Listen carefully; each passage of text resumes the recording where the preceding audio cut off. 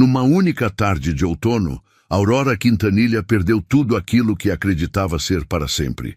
E foi justamente quando ficou sem nome, sem casa e sem futuro que ela encontrou, no canto mais esquecido do vale, o homem que toda a vila juraria ser impossível ao seu lado.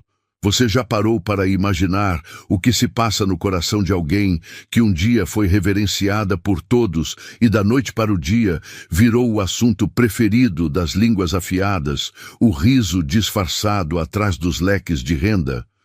O cochicho nas portas da igreja? Você conseguiria recomeçar a vida do absoluto zero, sozinha, num pedaço de terra seca que ninguém nunca quis? Mas essa história aconteceu de verdade no interior de São Paulo, nas terras do Vale do Paraíba, no ano de 1909, quando o café ainda mandava nas almas e decidia os destinos das famílias com a mesma frieza com que o sol rachava o chão. Antes de começarmos essa viagem ao passado, eu quero te pedir uma coisa bem simples. Se você gosta de histórias de superação, de amor verdadeiro e de finais que aquecem o peito, escreva aqui embaixo nos comentários de qual cidade você está assistindo agora. Eu gosto de verdade de saber de onde vêm as pessoas que se sentam comigo para ouvir esses contos de antigamente. Aproveite também para deixar o seu like e se inscrever no canal, porque é assim, com gente como você, que essas histórias continuam vivas e atravessam o tempo. Agora, prepare um café bem quente, acomode-se na sua cadeira preferida e venha comigo conhecer Santa Fé do Vale. Naqueles tempos, dizer o sobrenome Quintanilha em Santa Fé do Vale era quase o mesmo que dizer o nome de uma lei. A casa grande da família erguia-se no alto de uma colina suave, cercada de cafezais que desciam em fileiras certinhas até onde os olhos alcançavam. E o casarão branco, de janelas azuis e varanda larga, parecia vigiar a vila inteira lá embaixo, com seus telhados de barro e sua igrejinha de torre torta. Quem chegava de fora, vindo pela estrada de terra que cortava o vale, perguntava primeiro pela fazenda dos Quintanilha antes de perguntar qualquer outra coisa, porque era por ali que passava o dinheiro, o trabalho e o respeito de toda a região. No centro de tudo aquilo vivia Aurora. Aos 23 anos, ela era descrita pelas senhoras da vila com uma mistura de admiração e inveja que nem sempre conseguiam esconder. Tinha os cabelos escuros sempre presos com esmero, a pele guardada do sol sob chapéus de aba larga e um jeito de andar de queixo erguido que algumas chamavam de elegância e outras, em voz mais baixa, chamavam de orgulho. A verdade, que poucos se davam ao trabalho de enxergar, é que Aurora havia aprendido desde cedo que o mundo só tratava bem quem parecia forte, e por isso vestia a firmeza como quem veste uma armadura todas as manhãs, sem falhar um dia sequer. Seu pai, o coronel Firmino Quintanilha, era um homem de poucas palavras e muitos gestos largos. Gostava de receber, de oferecer jantares fartos, de mandar buscar tecidos finos na capital e vinhos que vinham de navio. A Aurora cresceu, acreditando que aquele mundo de abundância era tão sólido quanto as paredes grossas do casarão e que duraria para sempre, do mesmo modo que o rio que corria no fundo do vale parecia nunca secar. Ela não sabia, e o pai jamais lhe contou, que por baixo daquela fartura toda havia rachaduras se alastrando em silêncio, dívidas costuradas em outras dívidas, promessas penhoradas a credores da capital que sorriam nos jantares e somavam números no escuro. Entre todos os que rondavam a Casa Grande, havia um nome que as pessoas já tratavam como certo no futuro de Aurora. Damião Aragão, dono das terras vizinhas, herdeiro de uma família tão antiga quanto a dos Quintanilha, era apontado por toda a vila como o homem com quem ela se casaria. Damião tinha 30 anos, vestia-se com esmero, falava bonito e tinha a segurança tranquila de quem nunca precisou pedir nada 2 vezes. Ele frequentava os jantares do coronel, elogiava a Aurora com palavras medidas e tratava o noivado, que ainda nem existia oficialmente, como um arranjo que era apenas questão de tempo e de conveniência. Aurora, por sua vez, nutria por ele algo morno, nem amor, nem aversão, apenas a aceitação cansada de quem acredita que certas coisas na vida já vêm decididas de antemão. E havia também, naquele mesmo cenário, um homem que ninguém olhava duas vezes. Bernardo Vilas Boas trabalhava nas terras dos Quintanilha desde menino, cuidando dos animais, consertando cercas, carregando o que pesava. Era um sujeito alto e calado, de mãos calejadas e olhos atentos, que falava pouco e observava muito. Na vila, quando falavam dele, falavam com desdém. Diziam que era um homem rude, de poucas letras, gente da roça que servia para o trabalho braçal e nada mais. As moças não o notavam, os homens não o consultavam, e as senhoras finas torciam o nariz quando ele passava de chapéu na mão, cumprimentando com respeito a todos que mal respondiam. Ninguém, em sã consciência, jamais ousaria imaginar o nome de Bernardo perto do nome de Aurora. Eram, aos olhos do mundo, criaturas de planetas diferentes. Mas o destino, como você há de descobrir comigo nesta história, tem um humor estranho e uma justiça própria, e gosta de embaralhar exatamente as cartas que os homens juram que jamais se juntariam. Tudo começou a desmoronar numa tarde de abril, quando o coronel Firmino voltou da capital mais calado do que de costume. Aurora reparou que o pai mal tocou no jantar, que ficou longos minutos olhando a chama do lampião e que respondia às perguntas com um cansaço que ela nunca tinha visto naqueles olhos sempre firmes. Quando ela perguntou se estava tudo bem, ele apenas estendeu a mão por cima da mesa, segurou a dela e disse com a voz embargada que ela era a coisa mais bonita que ele havia feito na vida. Aurora riu sem entender, achou que era o cansaço da viagem e foi dormir sem saber que aquela seria a última conversa que teriam. Na manhã seguinte, o coronel Firmino não acordou. O coração, que tantos anos havia carregado segredos pesados demais, simplesmente parou durante o sono. A vila inteira veio ao enterro. Vieram de chapéu na mão, de lenço no rosto, e Damião postou-se ao lado de Aurora durante toda a cerimônia, a mão em seu ombro, como quem já assumia diante de todos o papel de protetor. Aurora, naquele dia, ainda era a herdeira dos Quintanilha. Ainda era a moça mais admirada do vale. Ela não tinha a menor ideia de que enterrava, junto com o pai, todo o mundo que conhecia. Foram precisas poucas semanas para que a verdade viesse à tona. Os credores da capital chegaram com seus papéis, seus carimbos e seus advogados de fala mansa. Sentaram-se na sala de visitas, onde antes se serviam licores, e explicaram a Aurora, com uma frieza educada que doía mais que qualquer grito, que a fazenda inteira estava comprometida. As terras, os cafezais, os móveis, os cavalos, a própria casa grande de janelas azuis, tudo havia sido dado como garantia de dívidas que o coronel acumulara por anos para manter as aparências de uma riqueza que já não existia.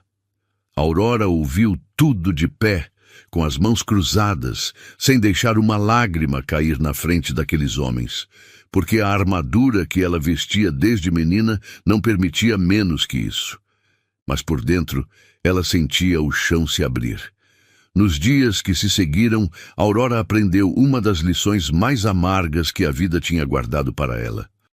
Descobriu que a admiração das pessoas é como a sombra das árvores ao meio-dia, curta e traiçoeira, que recua no exato momento em que mais se precisa dela. As mesmas senhoras que disputavam um lugar à sua mesa nos jantares de domingo passaram a atravessar a rua quando a viam chegar.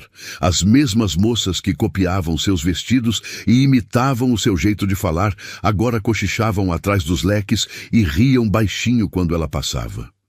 A vila inteira, que antes se curvava diante do sobrenome Quintanilha, parecia agora encontrar um prazer secreto em ver a moça orgulhosa reduzida a pó.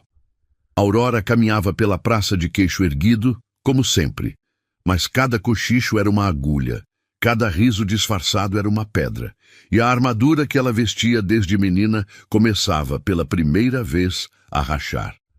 Foi então que veio o golpe que ela jamais esperava. Damião Aragão, o homem que todos juravam que se casaria com ela, o homem que pousara a mão em seu ombro durante o enterro do pai, como quem assumia uma promessa diante de Deus e da vila, mandou chamar Aurora para uma conversa. Recebeu-a na varanda de sua própria fazenda, ofereceu-lhe um chá que ela não tocou e falou com aquela voz medida de quem ensaiou cada palavra diante do espelho. Disse que lamentava profundamente a situação dela, que sentia no coração a tragédia que se abatera sobre a família Quintanilha, e que justamente por respeitá-la, tanto sentia-se na obrigação de ser honesto.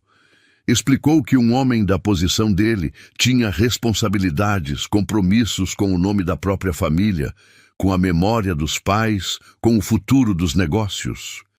E que, infelizmente, uma união com uma moça sem dote, sem terras e cercada de dívidas seria vista pela sociedade como uma imprudência, quando não como uma loucura. Aurora ouviu tudo sem piscar. Não implorou, não chorou, não baixou os olhos.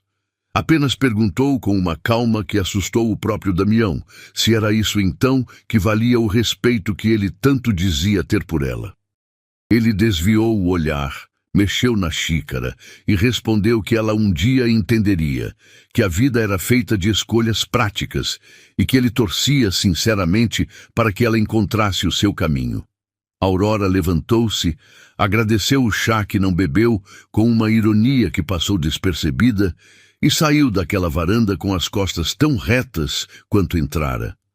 Só na estrada de volta, longe dos olhos de todos, debaixo de uma figueira velha, foi que ela finalmente deixou que 2 lágrimas escorressem. Foram apenas 2. Depois enxugou o rosto com as costas da mão, respirou fundo o ar carregado de poeira e de café e decidiu que não daria a ninguém o prazer de uma terceira. Quando o inventário se encerrou e os credores recolheram tudo o que havia para recolher, sobrou para Aurora uma única coisa em todo o vasto patrimônio dos Quintanilha. Era um pedaço de terra distante, lá nos confins do vale, do outro lado do rio, num lugar que o povo chamava de Recanto das Pedras. Tratava-se de uma gleba pequena e esquecida, com uma casa de pau a pique caindo aos pedaços, um terreno pedregoso que dizia-se não dar plantio, e uma fama ruim que ninguém sabia explicar direito de onde vinha.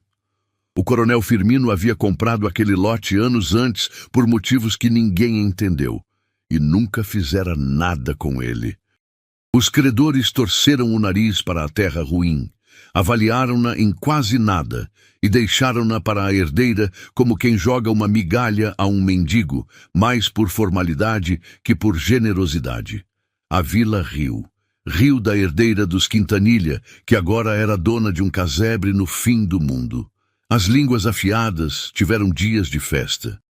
Diziam que Aurora não aguentaria uma semana, que voltaria correndo para implorar abrigo a alguma parenta, que uma moça criada na seda não saberia nem acender um fogão a lenha. A tia Idalina, irmã do falecido coronel, uma senhora de igreja e de aparências, ofereceu a Aurora um quarto em sua casa na vila, mas a oferta vinha embrulhada em condições. Aurora teria que se comportar com discrição, evitar ser vista, aceitar com humildade a sua nova condição de parenta pobre e, principalmente, parar com aquele orgulho que, segundo a tia, tinha sido a causa de todas as suas desgraças. Idalina dizia tudo aquilo em nome do amor, com a voz doce de quem reza, mas cada palavra era uma corrente e Aurora reconheceu na hora o tamanho daquela jaula. Ela agradeceu à tia, recusou o quarto e tomou a decisão que escandalizou Santa Fé do Vale mais do que qualquer outra coisa naquele ano. Anunciou que iria, ela mesma, sozinha, morar no Recanto das Pedras e fazer daquela terra ruim o seu sustento. As pessoas acharam que ela tinha enlouquecido de desgosto. A tia Idalina chorou na igreja dizendo que a sobrinha estava se atirando num precipício por puro orgulho. Mas Aurora, pela primeira vez na vida, sentiu uma estranha clareza. Se ela tinha perdido tudo o que os outros lhe deram, ao menos construiria, com as próprias mãos, alguma coisa que ninguém pudesse tirar dela. Era pouco, mas era dela. Numa manhã fria de maio, com a névoa ainda agarrada aos cafezais alheios, Aurora subiu numa carroça emprestada, levando o pouco que lhe restara. Levava 2 baús de roupas que já não combinavam com a vida que a esperava, alguns poucos utensílios, uma imagem de santa que fora de sua mãe e uma caixa de lata amassada que ela encontrara esquecida no fundo de um armário do casarão. Dentro daquela lata havia sementes guardadas com esmero pela avó dela, a velha Dona Aurélia, que em vida tinha fama de fazer brotar flores até em chão de pedra. Eram sementes de toda espécie, algumas raras, embrulhadas em papéis com anotações de uma letra miúda e caprichada. Aurora não sabia ainda o quanto aquela lata enferrujada significaria. Naquele momento, guardou-a apenas porque era a única coisa que lhe restava da avó.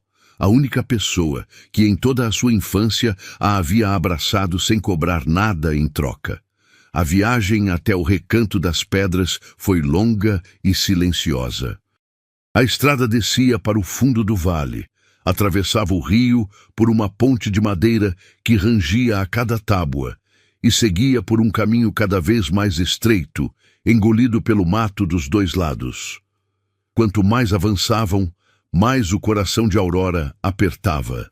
Ela olhava as próprias mãos brancas e finas, que nunca tinham segurado nada mais pesado que uma xícara de porcelana ou uma agulha de bordado, e perguntava-se em silêncio se a tia Idalina não teria razão afinal. Mas então erguia o queixo, fitava o caminho à frente e repetia para si mesma que voltar não era uma opção. Atrás dela só havia o riso da vila. Adiante, ao menos, havia o desconhecido, e no desconhecido sempre cabe uma esperança. E foi pensando na avó que Aurora encontrou forças para aquela viagem. Dona Aurélia havia sido, em toda a sua infância, a única pessoa que a tratara sem cobranças. Enquanto o coronel Firmino se preocupava com as aparências e a enchia de regras sobre como uma moça fina deveria se portar, a avó a levava pelos quintais, ensinava-lhe os nomes das plantas, mostrava-lhe como uma semente sequinha e sem graça podia, com um pouco de água e de paciência, virar uma roseira inteira. Aurora lembrava-se das mãos enrugadas da avó, afundando na terra preta sem medo de sujar. Lembrava-se do cheiro de alecrim que Dona Aurélia carregava no avental. Lembrava-se da voz mansa contando que cada flor tem o seu tempo de abrir e que apressar não adianta de nada. Foi Dona Aurélia quem lhe dissera certa vez, numa tarde que Aurora guardaria para sempre, que a vida um dia haveria de tirar dela tudo aquilo que era de mentira, mas que jamais conseguiria tirar aquilo que ela aprendesse a fazer com as próprias mãos. Na época, menina mimada que era, Aurora não entendeu nada daquelas palavras. Achou que eram apenas conversas de gente velha. Só agora, balançando na carroça rumo ao desconhecido, com a lata de sementes apertada contra o peito, ela começava a compreender que a avó lhe deixara, sem que ninguém percebesse, a herança mais valiosa de todas, valiosa demais para que qualquer credor pudesse confiscar. Quando Dona Aurélia morrera, anos antes, Aurora era ainda muito jovem, e a casa grande inteira se vestiu de luto com a pompa de sempre, mas poucos choraram de verdade. Aurora chorou. Chorou escondida no quarto, abraçada a um lenço que ainda guardava o cheiro de alecrim da avó. E foi a única a notar que no fundo do armário da velha senhora ficara esquecida uma lata de lataão amassada, cheia de papeizinhos dobrados com uma letra miúda. Ninguém deu valor àquilo. Aurora guardou.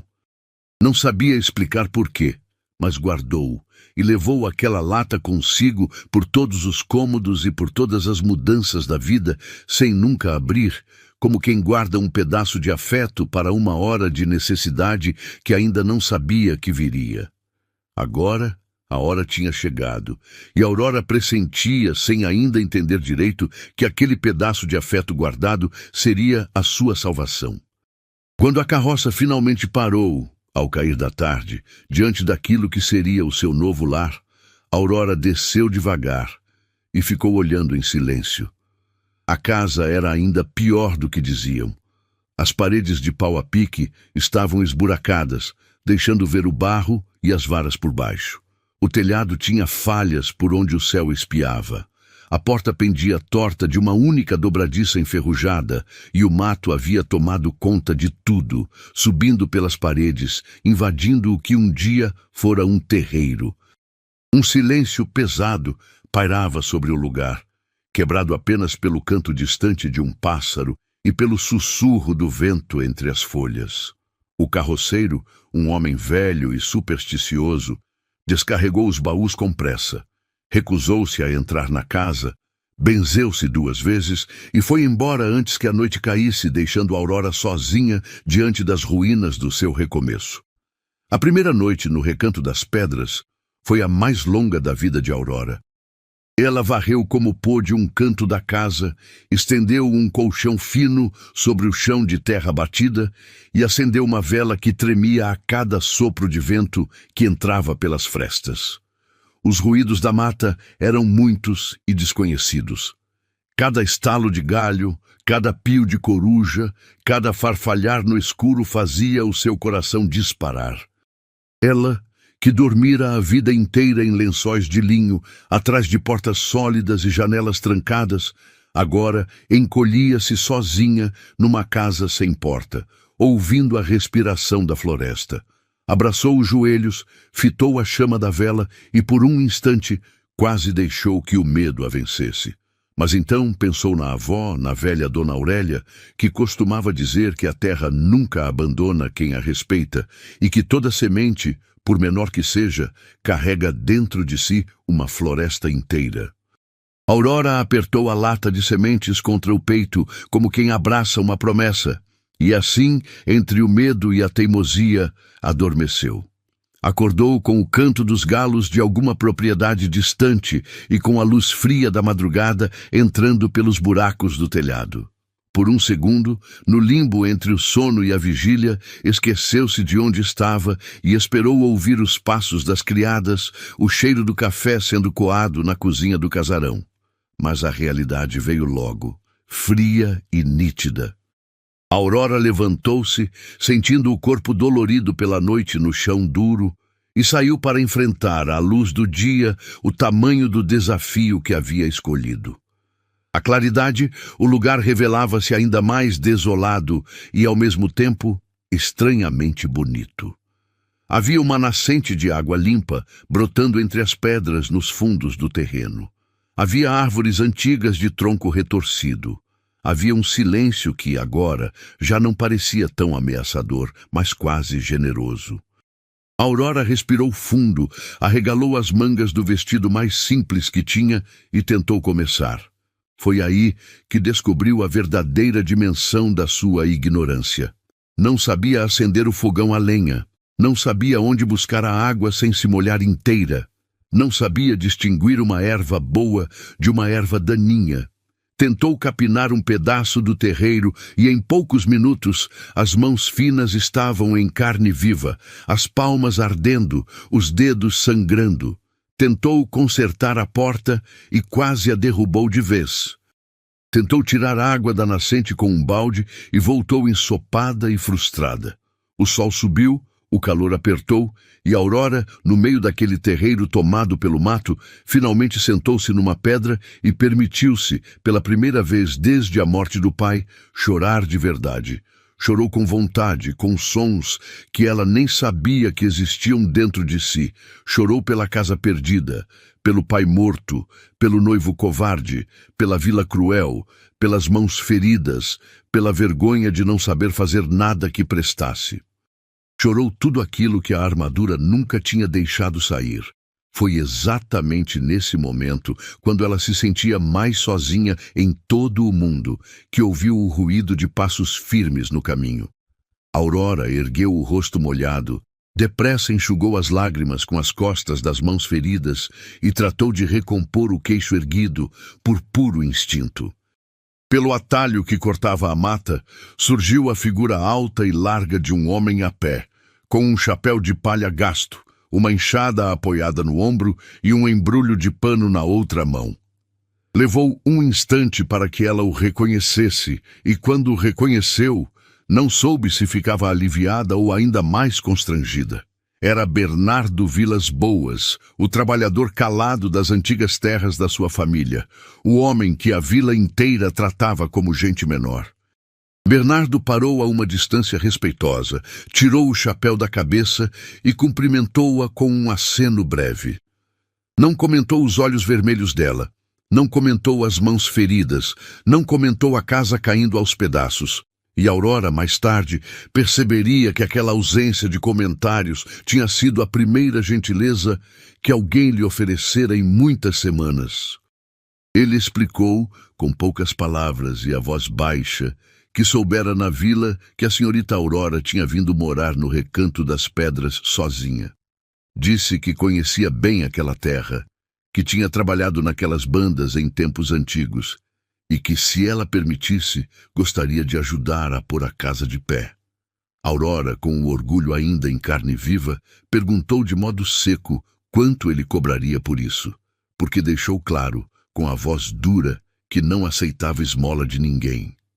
Bernardo encarou-a com calma, sem se ofender, e respondeu que não cobrava nada, que tinha conhecido o falecido coronel, e que era apenas um modo de honrar a memória de um homem que, certa vez, fizera um bem à família dele. Não explicou que bem era esse. E havia algo na sua simplicidade, na ausência total de pena ou de deboche no seu olhar, que desarmou Aurora o suficiente para que ela, contra todo o seu costume, aceitasse. Naquele primeiro dia, Bernardo trabalhou em silêncio do meio da manhã até o sol começar a descer. E enquanto trabalhava, Aurora foi descobrindo espantada o quanto havia para aprender. Ele acendeu o fogão a lenha num instante, explicando sem soberba como dispor a lenha para que o ar circulasse e a chama pegasse. Mostrou-lhe a forma certa de segurar a enxada para que o esforço viesse das pernas e das costas, e não apenas das mãos, poupando a pele. Ensinou-a a reconhecer, ali mesmo no terreiro, quais ervas serviam para temperar a comida, quais serviam para curar feridas e quais era melhor arrancar. Consertou a dobradiça da porta com uma habilidade tranquila, como quem já fez aquilo 1000 vezes. E mais do que tudo, fez tudo isso sem nunca uma única vez tratar a Aurora como uma tola, sem nunca rir da sua falta de jeito, ensinando com uma paciência que ela jamais imaginaria encontrar num homem que o mundo dizia ser rude e ignorante. Ao fim daquela tarde, quando Bernardo recolheu as ferramentas para ir embora, Aurora reparou em algo que a deixou intrigada. Antes de partir, ele tirou do embrulho de pano um pedaço de papel dobrado, algumas sementes de feijão e de abóbora, e deixou tudo sobre a soleira, dizendo apenas que aquilo daria comida rápida enquanto o resto não vinha. Mas o que chamou a atenção de Aurora foi o papel. Era uma espécie de mapa rabiscado do terreno, indicando onde a terra era melhor, onde havia sombra demais, onde a água da nascente corria por baixo. E aquele mapa estava desenhado com traços firmes e acompanhado de palavras escritas numa letra clara e organizada. Aurora ficou olhando aquilo por um longo tempo depois que ele se foi. Um homem que a vila inteira jurava não ter letras havia deixado para ela um bilhete escrito com mais capricho do que muita gente fina que ela conhecera. Foi a primeira vez que Aurora desconfiou que talvez houvesse, naquele homem calado, muito mais do que os olhos do mundo conseguiam ver. Os dias seguintes caíram numa rotina que, sem que Aurora percebesse, foi aos poucos costurando a sua nova vida. Bernardo aparecia logo cedo, quando a névoa ainda cobria o fundo do vale, sempre de chapéu na mão e com um cumprimento breve. Trabalhava boa parte da manhã, ensinava sem pressa e ia embora antes que o sol começasse a baixar, para não dar o que falar às línguas da vila, que já tinham bastante assunto. Aurora, que no início o observava de longe, com a desconfiança de quem nunca precisou contar com ninguém, foi descobrindo que aprendia rápido quando não tinha medo de errar. Suas mãos, antes brancas e inúteis, foram ganhando firmeza.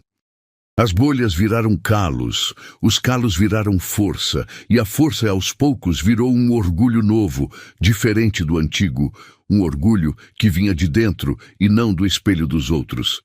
Numa dessas manhãs, enquanto preparavam um canteiro, Aurora finalmente reuniu coragem para perguntar a Bernardo sobre o bilhete escrito. Quis saber, meio sem jeito, onde ele tinha aprendido a escrever tão bem, já que na vila todos juravam que ele mal sabia assinar o próprio nome. Bernardo continuou afofando a terra por um instante, como quem decide o quanto vai contar, e então respondeu com simplicidade.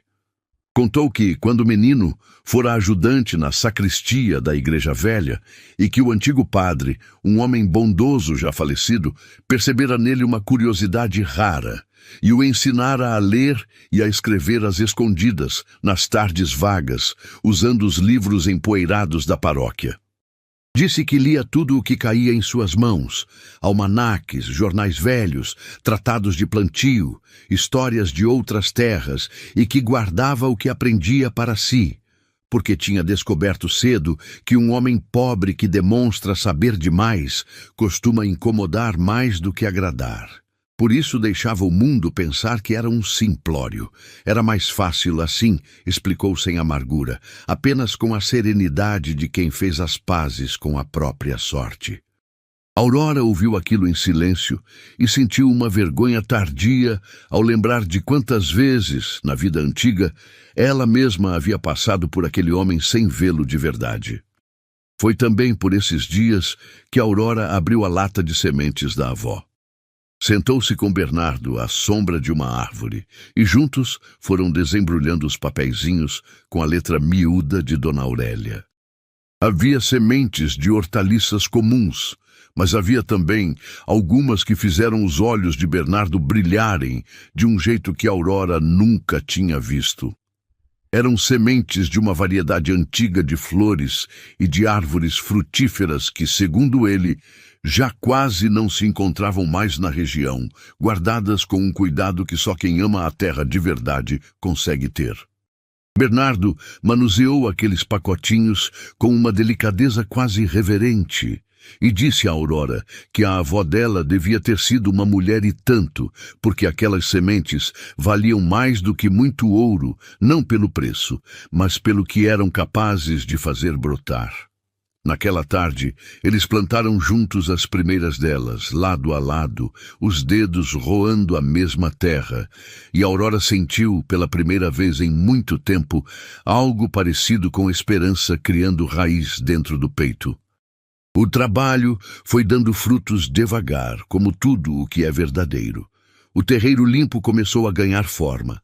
A casa, remendada aqui e ali, já protegia da chuva e do frio.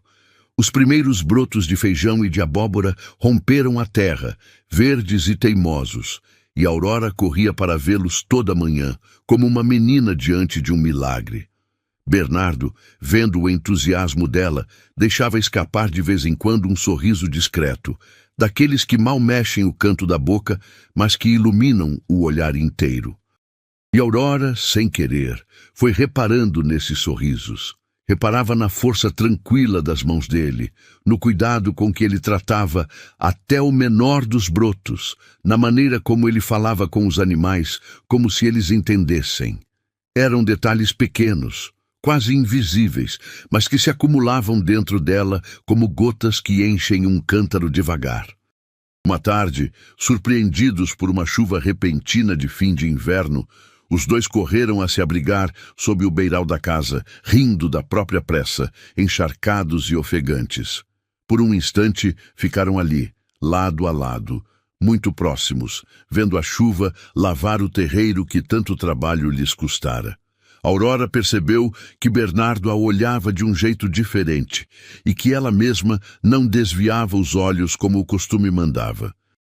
Ele então, num gesto tímido, comentou em voz baixa que a senhorita Aurora ficava ainda mais bonita assim, com os cabelos soltos pela chuva e a terra nas mãos, do que em todos os vestidos finos que ele se lembrava de tê-la visto usar nos tempos do casarão. Disse aquilo e logo desviou o olhar, sem jeito, como quem se assusta com a própria ousadia. Aurora sentiu o rosto esquentar e não soube o que responder. Ficaram os dois em silêncio, ouvindo a chuva, e naquele silêncio cabia muito mais do que qualquer palavra poderia dizer. Foi mais ou menos por essa época que Aurora precisou descer até a vila pela primeira vez desde que se mudara para o recanto. Faltavam-lhe alguns mantimentos que a terra ainda não dava. Um pouco de sal, querosene para o lampião, linha para costurar, e não havia outro jeito senão enfrentar de novo os olhares de Santa Fé do Vale. Bernardo ofereceu-se para acompanhá-la, e ela, que antes teria recusado por orgulho, aceitou de bom grado, porque já tinha aprendido que enfrentar as coisas ao lado dele era sempre mais leve. Desceram juntos numa manhã de feira, ela com o seu vestido mais simples e a cesta no braço, ele de chapéu na mão, conduzindo o velho animal de carga. E a vila, claro, não perdoou. Mal puseram os pés na praça, os cochichos começaram. As mesmas senhoras de sempre interromperam suas conversas para encarar a cena, e algumas fizeram questão de falar alto o suficiente para serem ouvidas, comentando que era um absurdo que a filha do coronel Firmino tinha perdido não só a fortuna, mas também a vergonha, andando pela vila ao lado de um peão, como se fossem iguais. Aurora sentiu o rosto arder e, por um instante, o velho impulso de baixar a cabeça e fugir quase a venceu. Mas então olhou de relance para Bernardo e viu que ele caminhava sereno, de cabeça erguida, sem se deixar abalar por nenhum daqueles venenos, e aquela serenidade dele foi como um esteio. Aurora endireitou as costas, cumprimentou com educação cada pessoa que cruzou o seu caminho, mesmo as que torciam o nariz, e fez as suas compras com a dignidade tranquila de quem não deve satisfação a ninguém. No armazém, o comerciante, um homem gordo e de riso fácil chamado seu Otávio, atendeu-a com uma frieza calculada, e quando Aurora foi pagar, insinuou em voz baixa com um sorriso torto que esperava que o dinheiro de uma moça na situação dela fosse mesmo bom. Foi aí que Bernardo, sem alterar a voz, pousou as moedas no balcão e disse apenas que o dinheiro de quem trabalha honestamente a terra vale mais do que o de muita gente que vive de herança e de juros. O comerciante engoliu em seco e não respondeu. Algumas pessoas que ouviram trocaram olhares, e Aurora percebeu com surpresa que nem todos ali a desprezavam. Uma lavadeira de mãos vermelhas piscou para ela com simpatia. Um menino de rua sorriu. Um velho lavrador tocou o chapéu num cumprimento respeitoso. Eram poucos, mas eram sinais, sementes de uma mudança que só muito mais tarde daria flores. Na volta para casa, já com a tarde caindo, Aurora ia calada, remoendo a humilhação e ao mesmo tempo surpreendentemente em paz. Foi ela quem quebrou o silêncio, perguntando a Bernardo como ele conseguia não se importar com o que os outros diziam. Como tinha aprendido a carregar o desprezo dos outros sem deixar que ele o ferisse por dentro.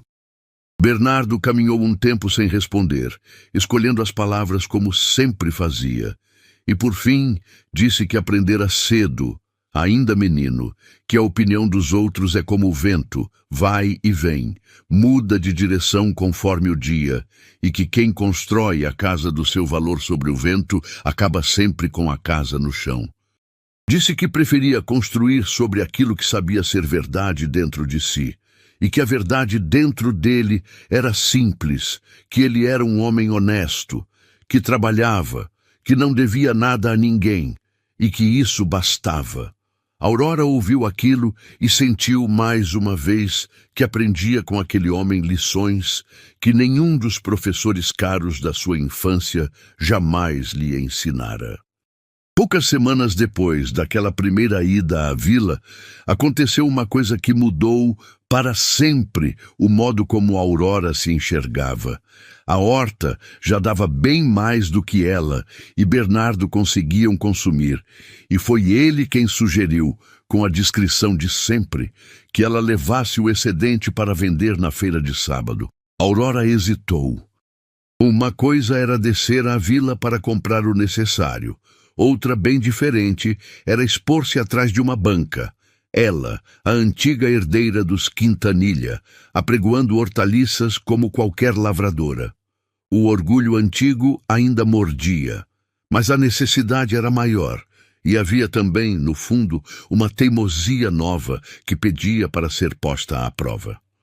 Aurora encheu 2 cestos com os tomates mais bonitos, maços de cheiro verde, abóboras e alguns pés de alface de um verde tão vivo que pareciam pintados, e desceu à feira de manhã cedo com o coração na boca. No começo, foi exatamente como ela temia. Algumas pessoas paravam diante da banca só para encarar, para confirmar com os próprios olhos até onde a filha do coronel tinha decaído. E cochichavam entre si com aquele riso de canto de boca que Aurora já conhecia bem. Mas aos poucos aconteceu uma coisa que ninguém esperava. As pessoas começaram a reparar na qualidade do que estava ali. Os tomates eram maiores e mais vermelhos do que os de qualquer outra banca. A verdura era mais viçosa e havia algumas flores que há anos não se viam na região. Uma cozinheira de uma das casas boas da vila comprou tudo o que havia de tomate. Uma senhora encantou-se com as flores e levou um maço inteiro. Antes do meio-dia, os 2 cestos de Aurora estavam vazios e ela segurava nas mãos, pela primeira vez na vida, um dinheiro que era inteiramente seu, ganho com o próprio trabalho, sem dever nada a ninguém. Aurora ficou olhando aquelas poucas moedas na palma da mão com uma emoção que ela mesma teve dificuldade de entender. Não era o valor, que era pequeno, era o que aquilo significava. A vida inteira ela tinha tido dinheiro de sobra, dinheiro que vinha do pai, dinheiro que comprava vestidos e joias e jantares, e nunca aquilo lhe dera a menor sensação de orgulho, porque não era dela, era apenas emprestado de uma fortuna que ela não ajudara a construir. Aquelas moedinhas de feira, suadas e modestas, valiam para ela mais do que toda a riqueza perdida, porque eram a prova viva de que ela conseguia, sim, sustentar-se com as próprias mãos, de que não era a criatura inútil que a vila jurava que ela fosse. No caminho de volta, mostrou as moedas a Bernardo com um sorriso de menina. E ele, entendendo perfeitamente o tamanho daquilo, disse apenas que aquele era o dinheiro mais honrado que ela jamais teria nas mãos, e que nenhuma herança do mundo se comparava ao gosto de uma conquista assim. Daquele sábado em diante, a banca de Aurora virou presença certa na feira, e o que começara como vergonha foi virando, semana após semana, motivo de um orgulho calado e firme. O inverno daquele ano foi rigoroso no fundo do vale. Veio um frio cortante, daqueles que descem da serra de madrugada e entram pelos ossos, e com ele veio também uma chuva fina e teimosa que durou dias. Aurora, ainda não totalmente acostumada àquela vida de esforço, insistiu em terminar de cobrir um canteiro novo debaixo da garoa, encharcou-se até os ossos e, na manhã seguinte, amanheceu ardendo em febre. Foi uma febre brava, dessas que tiram a pessoa do mundo, deixando-a a tremer debaixo das cobertas, com o corpo doendo e a mente vagando entre sonhos confusos. E foi nesse estado de fragilidade total, ela que sempre fizera questão de parecer forte, que Aurora descobriu a profundidade do cuidado de Bernardo. Ele não saiu do lado dela. Improvisou remédios com as ervas que conhecia, fez chás amargos que a obrigava a tomar de colher em colher, aquecia panos e os punha na testa dela para baixar a febre, e velou noites inteiras sentado num banquinho ao lado do catre, cochilando apenas o suficiente para não deixá-la sozinha. Nos momentos em que a febre afrouxava e Aurora recuperava a lucidez, encontrava sempre aquele homem ali, os olhos cansados, mas atentos, a mão grande e calejada segurando a dela com uma delicadeza que desmentia toda a fama de rude que o mundo lhe dera. Numa dessas madrugadas, meio entre o sonho e a vigília, Aurora ouviu Bernardo murmurar baixinho, achando que ela dormia, um pedido quase como uma reza, pedindo que ela ficasse boa, dizendo que não sabia mais como seria a vida dele sem aquele riso dela iluminando o terreiro toda manhã. Aurora fingiu que dormia, mas guardou aquelas palavras no lugar mais fundo do peito e soube, ali, com a certeza tranquila das coisas verdadeiras, que estava perdidamente apaixonada por aquele homem.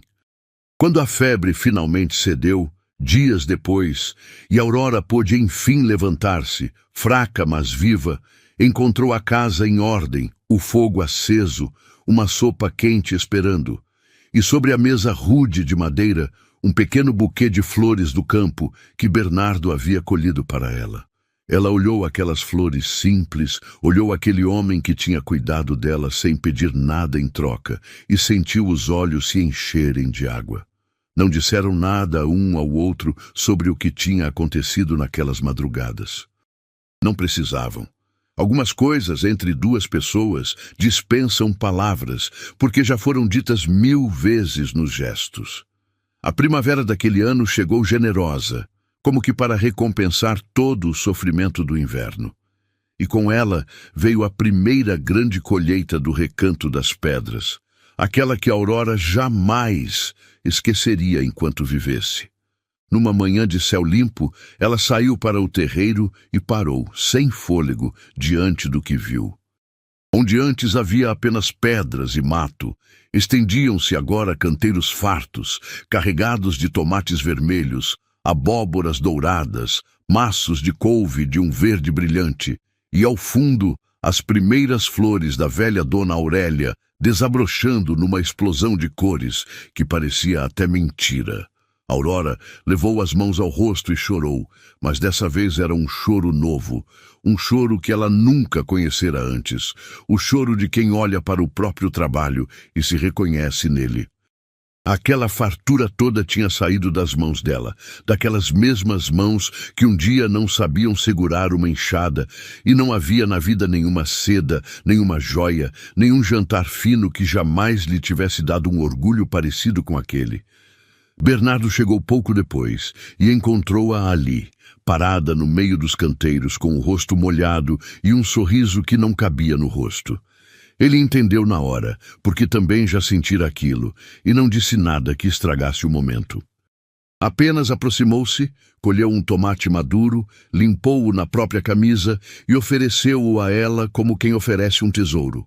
Aurora mordeu a fruta ainda morna do sol, e o sabor doce e ácido explodiu na boca dela com uma intensidade que nenhuma iguaria da casa grande jamais tivera. Riram os dois ali, da alegria boba e enorme de uma colheita, e Aurora pensou sem dizer em voz alta que se a felicidade tinha um gosto, era exatamente aquele, o gosto de um tomate colhido com as próprias mãos ao lado de quem a gente ama. A fama da colheita correu pela vizinhança e foi a desculpa perfeita para uma pequena festa. Não uma festa de ricos, com orquestra e champanhe, mas uma festa de gente simples, dessas de fundo de quintal, em que cada um traz um pouco do que tem. Os poucos vizinhos que já tinham aprendido a estimar Aurora apareceram ao entardecer, trazendo um paté de queijo, uma garrafa de vinho caseiro, um violão velho. Acenderam uma fogueira no terreiro. Assaram milho e batata doce nas brasas, e a noite encheu-se de música e de risadas. Aurora, que a vida inteira frequentara apenas bailes formais, onde cada passo era vigiado e cada palavra pesada, descobriu naquela noite simples uma alegria que nunca conhecera. A alegria solta de quem não precisa fingir nada para ninguém. Em dado momento, embalado pelo vinho e pela música, um dos vizinhos mais velhos puxou Bernardo pelo braço e empurrou-o na direção de Aurora, dizendo entre risos que estava na hora de aquele matuto tímido tirar a moça para dançar. Bernardo ficou vermelho até as orelhas e Aurora riu da situação, mas estendeu a mão para ele com uma coragem que surpreendeu a si mesma. Bernardo, que sabia fazer brotar a vida do chão de pedra, mas não sabia coisa nenhuma de dança, pisou no pé dela 2 vezes e errou todos os passos. E foi justamente esse desajeito que fez Aurora rir como não ria havia anos. Dançaram assim mesmo, tortos e felizes, à luz da fogueira, enquanto os vizinhos batiam palmas, e por um instante, com a mão dele na cintura dela e os rostos tão próximos, o riso de ambos foi morrendo devagar, dando lugar a um silêncio carregado, daqueles em que 2 corações se confessam tudo sem que a boca precise dizer uma só palavra. Quando a festa terminou e o último vizinho se foi, Aurora e Bernardo ficaram recolhendo as coisas em silêncio, ainda envolvidos pelo clima da noite. Foi então que ela, lavando uma vasilha na bacia, comentou baixinho, quase para si mesma, que havia sido a noite mais feliz da vida dela. Bernardo parou o que fazia, olhou para ela por um longo instante e respondeu, com aquela honestidade desarmante que era a marca dele, que para ele toda a noite tinha sido feliz desde o dia em que ela chegara naquela terra. Aurora sentiu o coração bater descompassado, e por pouco, muito pouco, os 2 não disseram em voz alta aquilo que já sabiam. Mas o pudor antigo ainda os segurou, e cada um recolheu-se com o seu segredo doce, sabendo que era apenas uma questão de tempo, até que aquele amor, já tão crescido por dentro, finalmente florescesse para fora. Mas nem tudo era brotos e chuva mansa. A vila não havia se esquecido de Aurora, e a notícia de que ela passava os dias na companhia do trabalhador Bernardo logo se espalhou e ganhou as cores venenosas de sempre. A tia Idalina veio em pessoa até o Recanto das Pedras, de sombrinha e cara fechada, e fez um escândalo. Disse que Aurora estava manchando de vez o nome da família, que era uma vergonha uma moça dos Quintanilha conviver daquele jeito com um homem da condição de Bernardo, e que a vila inteira já falava coisas horríveis. Aurora, que poucos meses antes talvez tivesse se curvado ao peso daquelas palavras, ergueu o queixo e respondeu à tia que aquele homem da condição de Bernardo tinha sido a única pessoa em toda Santa Fé do Vale a lhe estender a mão quando todos os outros, inclusive a própria família, lhe haviam virado as costas. A tia saiu indignada, jurando que aquilo ainda acabaria mal. E talvez tivesse uma ponta de razão, porque foi mais ou menos nessa época que Aurora começou a juntar pequenos sinais que não se encaixavam. Reparou que Bernardo, às vezes, parava diante de uma certa porção do terreno, perto de um amontoado de pedras antigas nos fundos, e ficava olhando aquilo com uma expressão estranha entre o respeito e a saudade. Reparou que ele conhecia detalhes daquela terra que iam muito além do que um simples trabalhador de passagem poderia saber. E, sobretudo, não conseguia entender uma coisa que não lhe saía da cabeça, uma pergunta que crescia a cada dia. Por que razão o seu pai, o coronel Firmino, homem prático que nunca dava um passo sem calcular o lucro, teria comprado anos antes aquele pedaço esquecido de terra ruim no fim do mundo e nunca tido feito absolutamente nada com ele? Que motivo levaria um homem como o coronel a guardar, em silêncio, um lote que todos diziam não valer nada? Numa noite, incapaz de conter a curiosidade, Aurora fez essa pergunta a Bernardo, e pela primeira vez desde que o conhecera, viu o rosto sereno daquele homem se fechar. Bernardo ficou longos segundos calado, olhando o fogo, e por fim disse apenas, com a voz mais grave que ela já ouvira, que aquela terra guardava uma história antiga, uma história que ele jurara um dia não contar a ninguém, mas que talvez, em breve, ela precisasse conhecer. E não disse mais nada naquela noite, deixando Aurora com o coração batendo de curiosidade e o ar carregado de um mistério que, ela pressentia, mudaria tudo. Se você está gostando desta história até aqui, deixe o seu like e escreva nos comentários o que você acha que aquela terra esconde.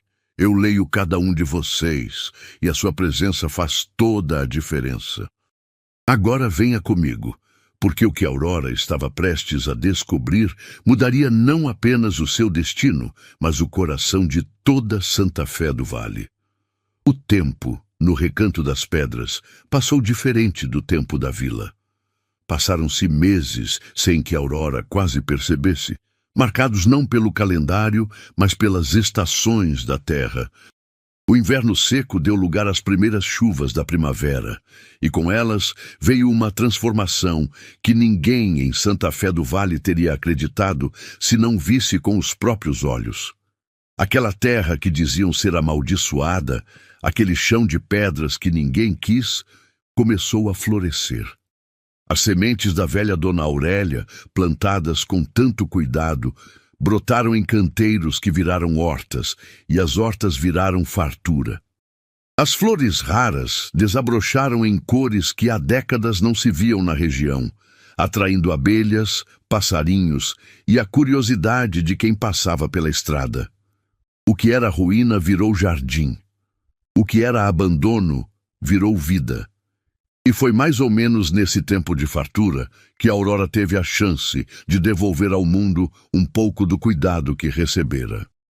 Numa tarde, chegou ao recanto, esbaforida e assustada, a esposa de um lavrador vizinho, dizendo que o marido amanhecera tomado por uma febre forte e umas chagas na perna que não saravam, e que o curandeiro da região estava longe, em outra fazenda, e não chegaria a tempo.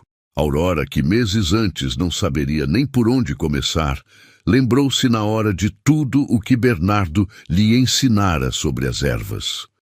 Juntou numa cesta as folhas certas, aquelas que limpavam feridas e baixavam a febre, pediu a Bernardo que selasse o animal, e foi com a mulher até a casa simples do casal, do outro lado do ribeirão. Lá, com uma segurança que surpreendeu a si mesma, Aurora ferveu as ervas, lavou com cuidado as feridas do homem, preparou compressas e ensinou à esposa como trocá-las e que chás dar ao longo dos dias seguintes. Ficou até o anoitecer, até que a febre começou a ceder, e o lavrador, mais aliviado, conseguiu finalmente adormecer em paz. Quando se despediu, a esposa segurou-lhe as duas mãos, sem saber como agradecer, e disse, com os olhos cheios d'água, que Deus a tinha mandado até ali. Aurora voltou para casa naquela noite calada, mas com uma sensação nova e quente no peito. Pela primeira vez, ela tinha sido não a que precisava de ajuda, mas a que ajudava, e descobriu que não havia no mundo riqueza que se comparasse à sensação de ser útil a alguém de verdade. A história daquela cura espalhou-se pela vizinhança e logo começaram a aparecer no Recanto das Pedras outras pessoas humildes, em busca de uma erva, de um conselho, de um remédiozinho caseiro. Aurora nunca cobrou nada por isso, do mesmo modo que Bernardo um dia não cobrara dela. Apenas repartia o que sabia e o que a terra dava, E cada pessoa que saía dali aliviada levava consigo, sem perceber, uma semente de afeto e de respeito por aquela mulher que a vila um dia jurara orgulhosa e inútil. Assim, devagar, muito antes de qualquer disputa de terras, Aurora já ia conquistando um coração de cada vez, um lugar verdadeiro naquele vale, não pelo sobrenome que perdera, mas pela mulher generosa em que estava se transformando.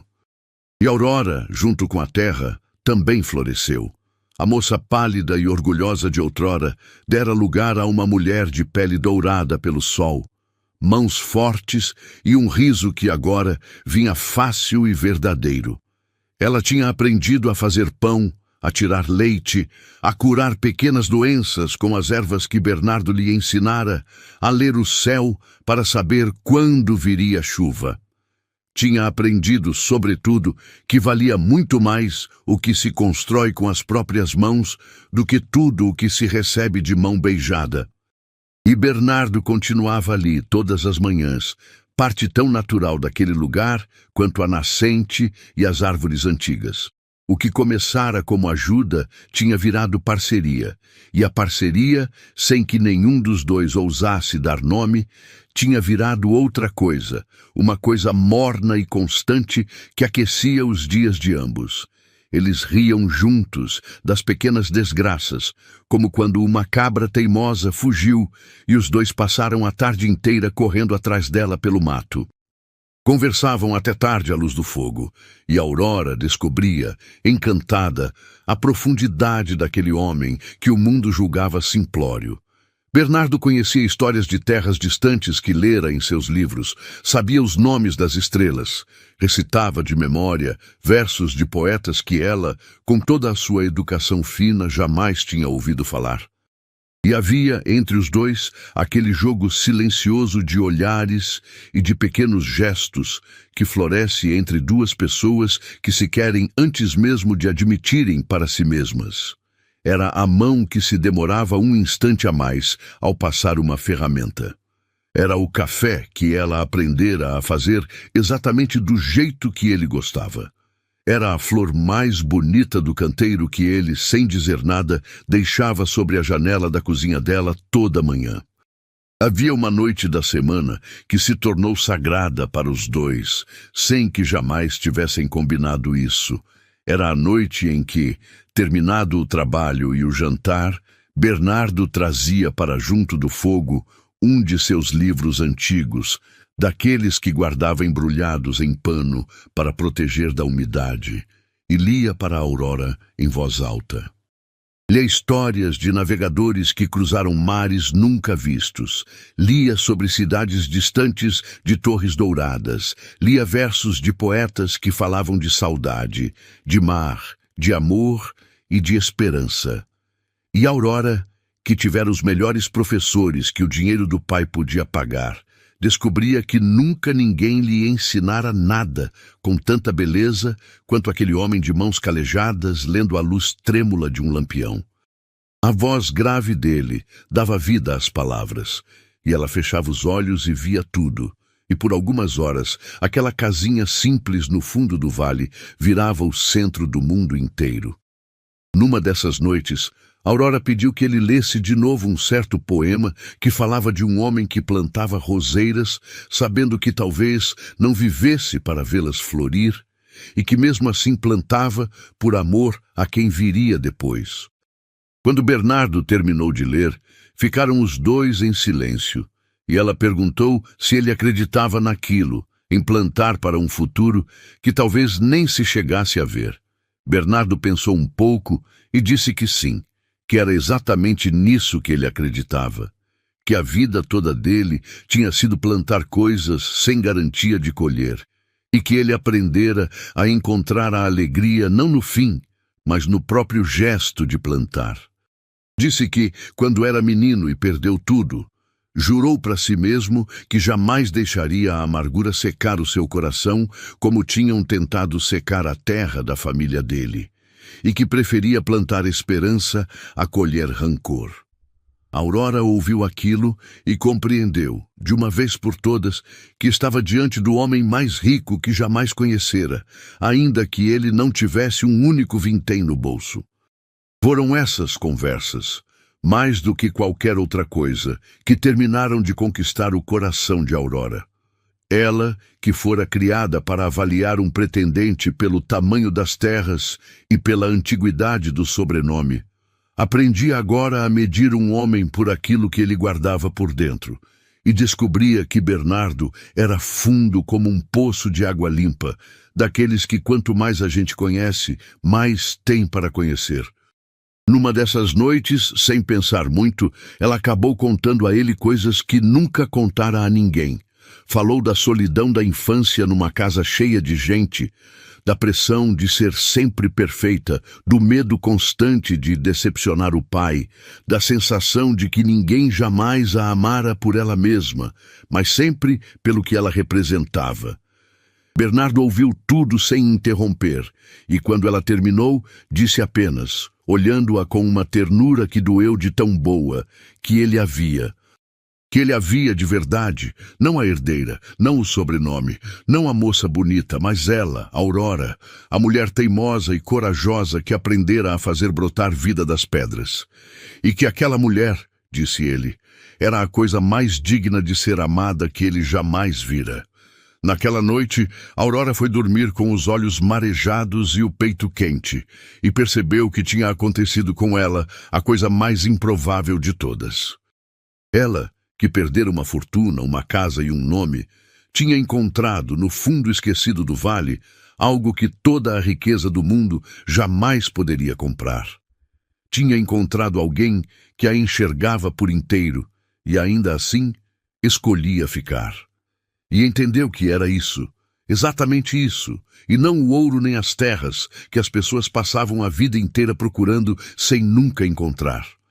Uma noite, sob um céu rasgado de estrelas, depois de um jantar simples partilhado à porta da casa, Bernardo finalmente decidiu contar a Aurora a história daquela terra. Falou devagar, escolhendo cada palavra, com a voz embargada de quem desenterra uma dor antiga. Contou que muitos anos atrás, antes mesmo de Aurora nascer, aquele recanto das pedras pertencera à família dele, os Vilas Boas.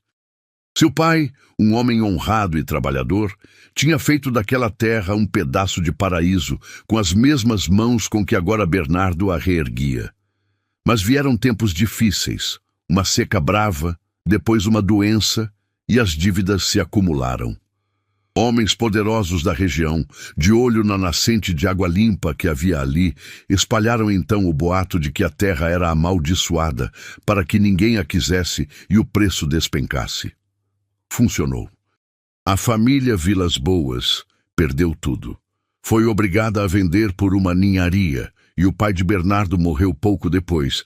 Dizem que mais de desgosto do que de doença, deixando o filho ainda menino e sozinho no mundo. Aurora ouvia tudo com o coração apertado, começando a entender. Bernardo então revelou a parte que mais a comoveu. Disse que anos depois, já trabalhando nas terras dos Quintanilha, ele havia certa vez salvado a vida do coronel Firmino, puxando-o de um rio revolto durante uma cheia, quando o cavalo do coronel se assustara e o derrubara nas águas. O coronel, homem de poucas palavras, mas de palavra firme, perguntara a Bernardo o que ele desejava como recompensa, esperando que o rapaz pedisse dinheiro ou uma promoção. Mas Bernardo pediu apenas uma coisa. Pediu que, se um dia aquele velho recanto das pedras voltasse a estar à venda, o coronel o comprasse e não deixasse a terra da família dele cair nas mãos dos homens que a haviam roubado. O coronel cumpriu a promessa em silêncio. Comprou a terra anos depois, sem nunca explicar a ninguém o porquê, e guardou-a intocada. Era esse o segredo que Aurora tanto quisera desvendar. O único bem que sobrara para ela, o único chão que lhe restara no mundo, era justamente a terra do homem que agora estava ao seu lado, devolvida a ela pelas voltas misteriosas do destino. Quando Bernardo terminou de falar, ficaram os dois em silêncio sob as estrelas. E Aurora compreendeu que aquele homem teria todo o direito do mundo de guardar rancor, de reivindicar aquela terra, de vê-la a ela como herdeira de uma família que se beneficiara, ainda que sem culpa direta, da desgraça da família dele. E, no entanto, ali estava ele, ajudando-a sem cobrar nada, ensinando-a com paciência, fazendo florescer para ela a terra que um dia fora sua. Aurora perguntou com a voz trêmula por que ele fazia tudo aquilo, por que não a odiava. Bernardo virou-se para ela e, à luz fraca do lampião, ela viu nos olhos dele uma ternura que não deixava dúvida. Ele respondeu com a simplicidade de sempre, que durante muito tempo aquela terra tinha sido só uma ferida no peito dele, uma lembrança de tudo o que perdera. Mas que desde que ela chegara, a terra tinha voltado a ser um lar, e que ele havia descoberto, para a própria surpresa, que não era a terra que ele queria de volta, era ela que ele não queria mais perder. Disse isso e calou-se assustado com a própria coragem, e Aurora sentiu o coração transbordar de um sentimento que ela já não tinha forças nem vontade de negar. Naquela noite, nenhum dos dois disse mais nada sobre o assunto. Mas alguma coisa havia mudado para sempre entre eles, como muda a luz quando o dia vira manhã. Nos dias seguintes, os pequenos gestos ganharam um peso novo e doce. Quando as mãos se tocavam por acaso ao colher os tomates, nenhum dos dois a afastava tão depressa. Quando Aurora servia o café, demorava-se de propósito ao lado dele. Quando Bernardo chegava de manhã, encontrava-a já à espera à porta, e o sorriso que trocavam dizia tudo o que as palavras ainda não ousavam. Era um namoro sem nome, feito de respeito e de cuidado, daquele tipo antigo em que o amor cresce primeiro na convivência e só depois se atreve a falar. E Aurora, que um dia acreditara que casamento era um arranjo de conveniência entre famílias, descobria agora que o coração, quando é livre, escolhe por razões que a vaidade jamais entenderia. Mas a felicidade dos humildes raramente passa despercebida aos olhos dos poderosos. A fama do Recanto das Pedras começou a se espalhar pela região. Diziam que a terra amaldiçoada tinha virado um jardim que dava as hortaliças mais viçosas e as flores mais raras do vale, e que tudo aquilo brotava de uma nascente de água cristalina que jamais secava, nem nas piores estiagens. E foi essa água, exatamente como acontecera no passado com a família de Bernardo, que despertou a cobiça alheia. Numa tarde de sol forte, uma comitiva a cavalo subiu o caminho do recanto. À frente vinha, de chapéu fino e botas reluzentes, Damião Aragão. Damião desceu do cavalo com a tranquilidade arrogante de sempre, mas Aurora notou que seus olhos varriam a propriedade com uma cobiça mal disfarçada. Ele cumprimentou-a com uma cordialidade ensaiada, fingindo não reparar em Bernardo, que se mantinha um pouco atrás, em silêncio, com a enxada na mão. Damião elogiou o que viu, disse-se impressionado e então foi direto ao ponto, com a falsa generosidade de quem acha que está fazendo um favor.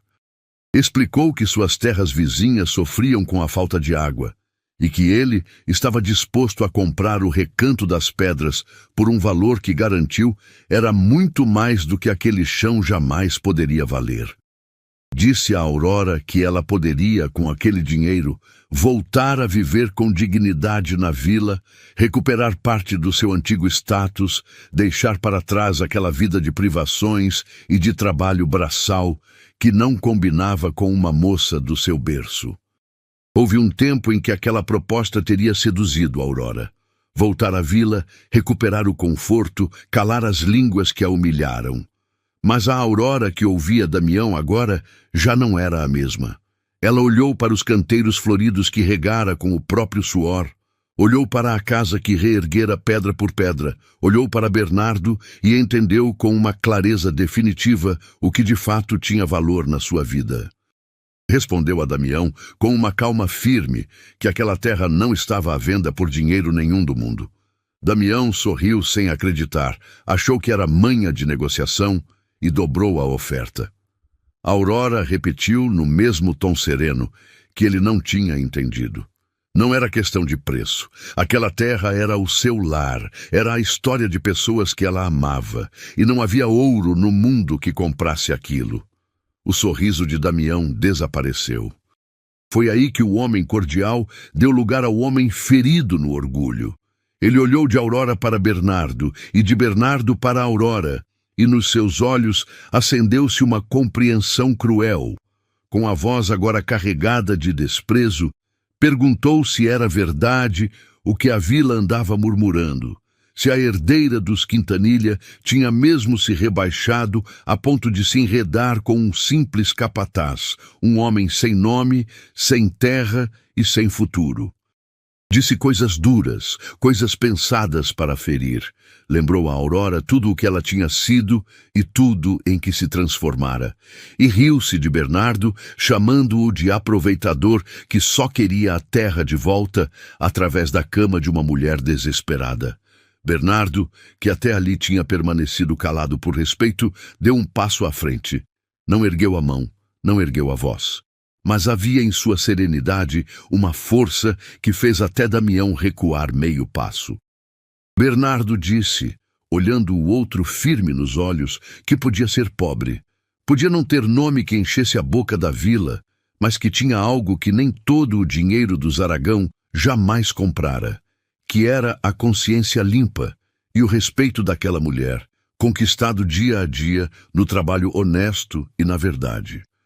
E acrescentou com uma dignidade que silenciou a comitiva inteira, que quem precisava espalhar boatos e cobiçar a água dos outros para ser maior, talvez fosse, no fundo, muito menor do que aquele homem simples que ele tanto desprezava. Damião empalideceu de raiva. Não tinha resposta para aquilo.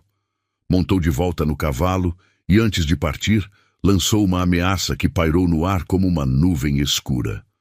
Disse que eles ainda haveriam de se arrepender, que terra sem documento em ordem era terra de ninguém e que ele tinha amigos influentes no cartório e na cidade. E partiu a galope, deixando para trás uma poeira e um medo que Aurora tentou, sem muito sucesso, esconder. A ameaça de Damião não era vã ostentação. Poucos dias depois, um oficial veio da cidade trazendo uma notificação. Alegava-se que a escritura do Recanto das Pedras, lavrada às pressas durante o inventário confuso do coronel Firmino, continha falhas e que havia agora uma contestação sobre a propriedade da terra, movida por interesses que o papel não nomeava, mas que Aurora e Bernardo sabiam muito bem de onde vinham. Aurora sentiu o chão fugir mais uma vez. Depois de tudo o que tinha construído, depois de cada gota de suor derramada naquele chão, corria o risco de perder de novo a única coisa que era sua. Naquela noite, ela chorou de raiva e de medo encostada no ombro de Bernardo, e ele, pela primeira vez, abraçou-a por inteiro, e disse-lhe ao ouvido que dessa vez ela não estava sozinha, que fossem o que fossem enfrentar, enfrentariam juntos. E foi juntos que enfrentaram. Bernardo, com a sabedoria silenciosa de quem já fora roubado uma vez e jurara nunca mais ser, lembrou-se de algo precioso. Lembrou-se de que o velho coronel Firmino, homem de palavra e de cautela, havia registrado a promessa daquela compra de um modo que poucos sabiam. Existia, guardada na antiga paróquia, junto aos papéis do falecido padre que ensinara Bernardo a ler, uma carta escrita de próprio punho pelo coronel, explicando em detalhes por que comprara a terra, a quem pretendia honrar, e deixando claro o seu desejo de que aquele chão jamais voltasse às mãos dos homens que o haviam tomado pela trapaça. Era uma prova do caráter da transação e da intenção legítima do antigo dono. Bernardo e Aurora viajaram juntos até a cidade, percorreram cartórios, procuraram um advogado honesto e, com a carta do coronel em mãos, somada aos comprovantes de que era Aurora quem havia, com o próprio esforço, tornado aquela terra produtiva e habitada por todos aqueles meses, montaram a sua defesa. Mas Damião não era homem de esperar pela justiça quando achava que podia forçar o destino com as próprias mãos. Numa madrugada, enquanto a disputa ainda corria nos papéis, Aurora e Bernardo foram acordados pelo ladrar aflito do cachorro e por um barulho estranho vindo dos fundos do terreno da banda da nascente. Bernardo levantou-se depressa, acendeu o lampião e foi ver o que era. Encontrou à beira da nascente sinais claros de que alguém estivera ali no escuro, tentando desviar o curso da água e entupir a fonte com pedras e barro, num esforço sujo de secar aquilo que dava vida à terra do casal. Os homens, quem quer que fossem, tinham fugido na surdina ao ouvir o cachorro, deixando para trás apenas o estrago começado e a marca covarde da sua intenção. Aurora ficou furiosa e também assustada, porque compreendeu que a inimizade de Damião não conhecia limites de decoro. Quis ir até a vila no dia seguinte, exigir providências, gritar aos quatro ventos o nome de quem ela sabia ser o responsável. Mas Bernardo, com a serenidade de sempre, segurou-lhe as mãos e pediu calma. Disse que acusar sem provas só daria mais munição aos que queriam pintá-los como gente desesperada e sem juízo. Disse que a melhor resposta que podiam dar não era o escândalo, mas o trabalho. E assim, em vez de revidar, os dois passaram os dias seguintes consertando com capricho o que tinham tentado destruir, limpando a nascente, reforçando as suas margens com pedras bem assentadas. E a fonte, livre do entulho, voltou a correr ainda mais limpa e generosa do que antes, como se a própria terra recusasse a maldade dos homens. E aconteceu então uma coisa bonita. Os vizinhos humildes que se beneficiavam daquela água, ao saberem da tentativa de sabotagem, indignaram-se.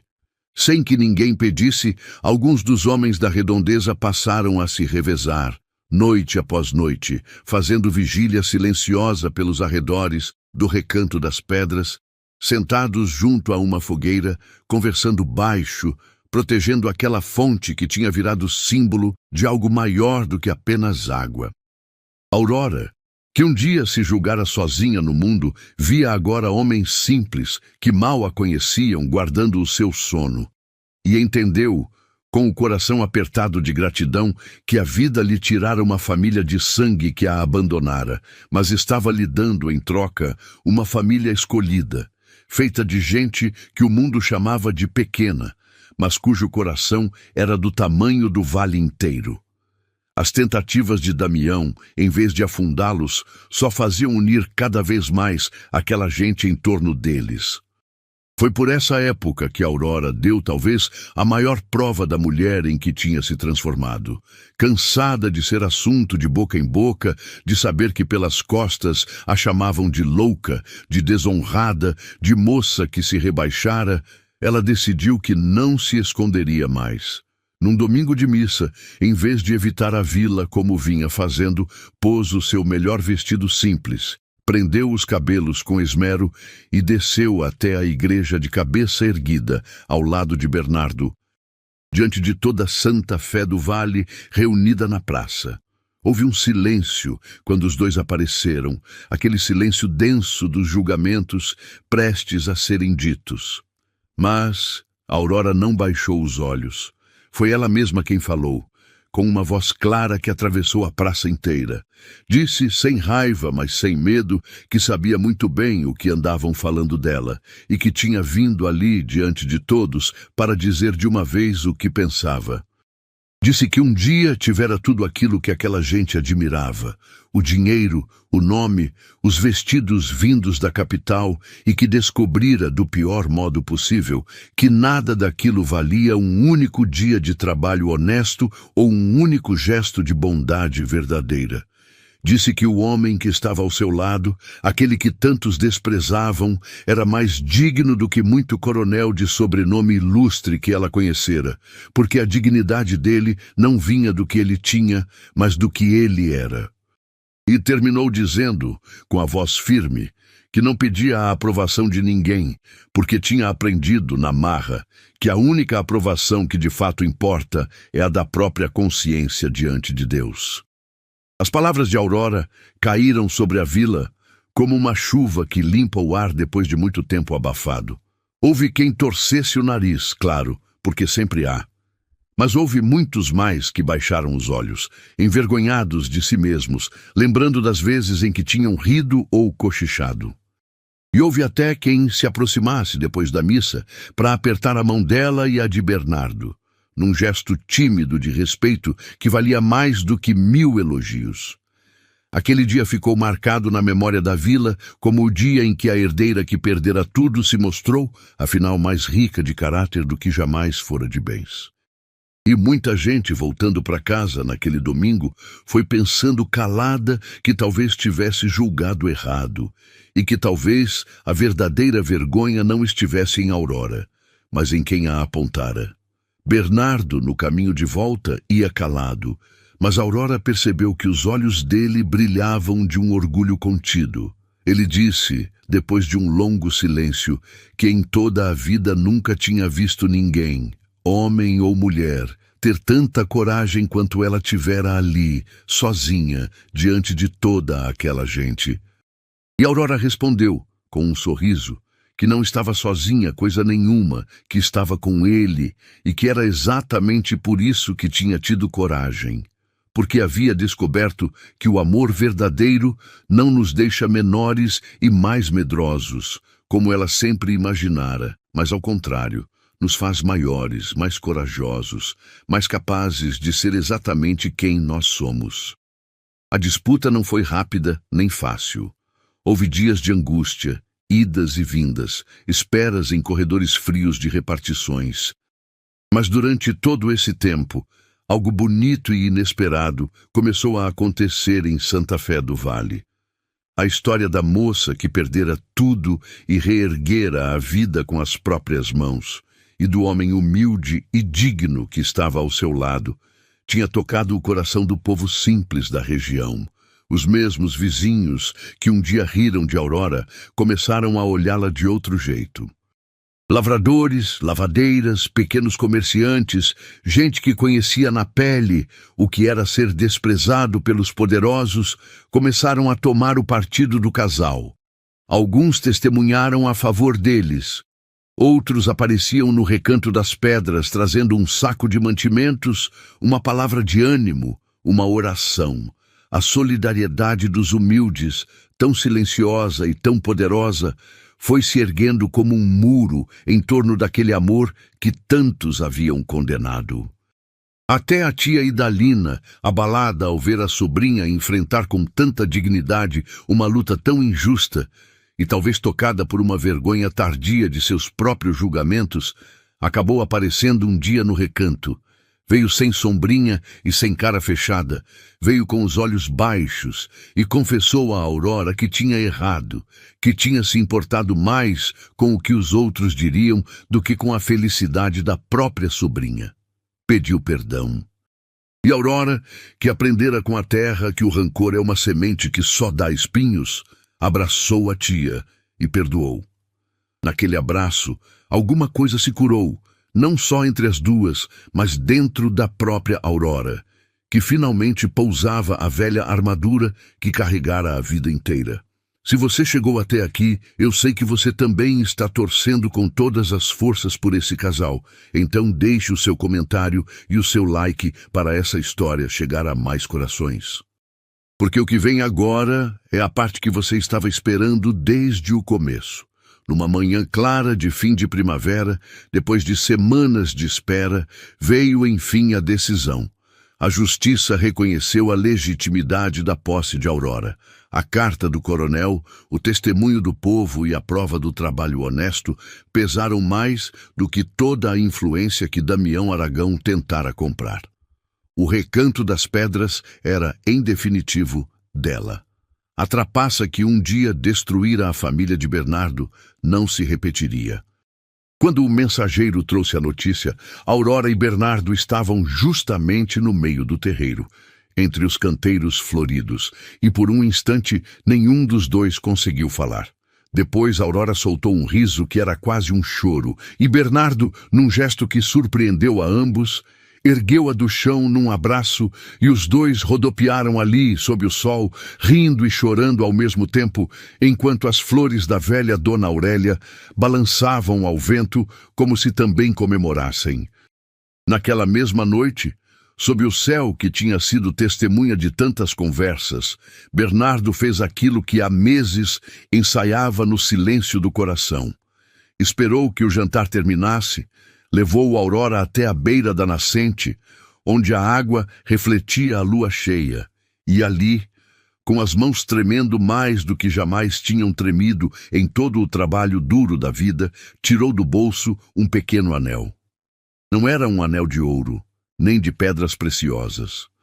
Era um anel simples, feito de uma moeda antiga que ele mesmo havia trabalhado e moldado durante noites a fio, gravando nele com paciência uma pequena flor, igual às que floresciam no terreiro deles. Bernardo não sabia fazer discursos bonitos, e por isso falou com a verdade nua que sempre o caracterizara. Disse a Aurora que não tinha riquezas para oferecer, nem nome que impressionasse a vila, mas que tinha um coração inteiro, 2 braços fortes e a certeza de que nunca, em toda a vida, amaria outra mulher como a amava. E perguntou, com a voz embargada, se ela aceitaria partilhar com ele aquela terra, aquela casa e todos os dias que ainda lhes restassem. Aurora, a mulher que um dia acreditara que o casamento era apenas um arranjo de conveniência, sentiu as lágrimas escorrerem livres pelo rosto, e dessa vez não eram lágrimas de dor, mas da alegria mais pura que já conhecera. Ela segurou o rosto daquele homem entre as mãos calejadas e respondeu que aceitava 1000 vezes, que não havia palácio em todo o país onde ela quisesse estar, mais do que ali, ao lado dele, na terra que os dois tinham feito renascer juntos. E quando Bernardo deslizou o anel de flor no dedo dela, Aurora compreendeu que tinha encontrado, no lugar mais improvável e com o homem que o mundo inteiro julgara o menos digno dela, exatamente aquilo que toda a riqueza dos Quintanilha jamais lhe tinha dado, que era a sensação de ser amada pelo que era e não pelo que tinha.